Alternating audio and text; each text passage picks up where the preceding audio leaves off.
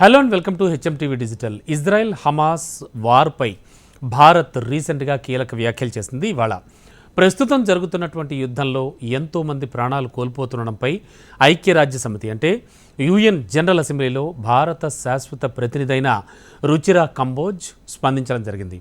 Israel Hamas యుద్ధాన్ని ఒక ప్రమాదకరమైన మానవతా సంక్షోభంగా కూడా ఆమె అభివర్ణించారు.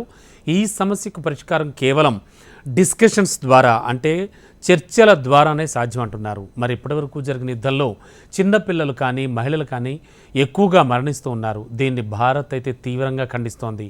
ఇది ఎంత మాత్రం అసలు అంగీకార యోగ్యం కాదు, ఆమోదయోగ్యం అంతకంటా కాదు. అయితే ఈ యుద్ధానికి అక్టోబర్ 7న ఇజ్రాయెల్పై జరిగిన దాడికి కారణం అని కూడా భారత్కు తెలుసు, అంటే మాకు తెలుసు. ఉగ్రవాదాన్ని భారత్ ఎట్టి పరిస్థితుల్లో కూడా క్షమించదు.